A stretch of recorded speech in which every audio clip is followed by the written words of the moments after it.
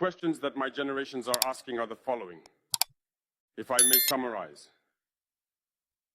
It is not understanding how Africa, with so many riches on our soil, with a generous nature of water, abundant sunshine.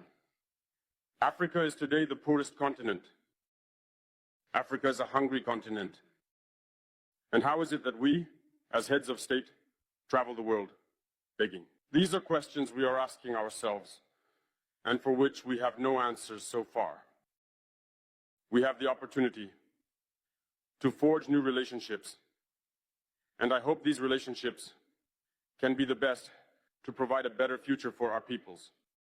My generation also asks me to say that due to this poverty, they are forced to cross the ocean to try to reach Europe. They die in the ocean, but soon they will not cross because they will come to our palaces to seek their daily sustenance. As for Burkina Faso, today we have been facing for more than 8 years the most barbaric, the most violent form of neocolonialism, of imperialism. The slavery that they still tend to impose on us. Our predecessors taught us one thing well. The slave who is not capable of assuming his revolt does not deserve pity for his fate. We do not pity ourselves, and we do not ask anyone to pity us. The Burkinabe people have decided to fight against the terrorists in order to revive their development. In this struggle, brave peoples, courageous populations have committed to taking up arms against terrorism. Those whom we have affectionately called the VDP, the volunteers. We are surprised to see the imperialists label these VDP as militias and all sorts of things. It's disappointing because in Europe, when people take up arms to defend their homeland, they are called patriots. Our grandfathers were deported to save Europe. It was not with their consent, against their will. And well, upon their return, we remember well that in Traore, when they wanted to claim their basic rights, they were massacred. So it doesn't matter then. When we, the people, decide to defend ourselves, we are labeled as a militia. But that is not the problem.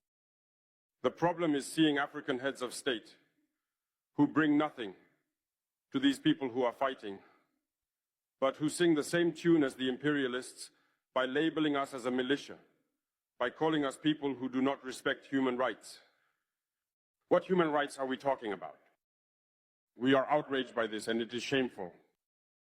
We, African heads of state, must stop behaving like puppets that dance every time the imperialists pull the strings.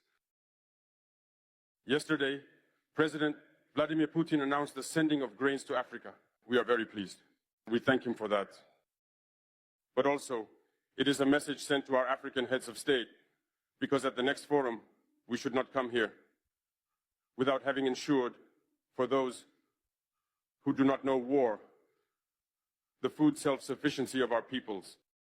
We must learn from the experience of those who have already achieved this in Africa, build good relationships here, and foster better relations with the Russian Federation to meet the needs of our populations. I may not be long, the allotted time is very short. We are obliged to stop at some point, but I would like to conclude by saying that we must pay tribute to our peoples who are fighting.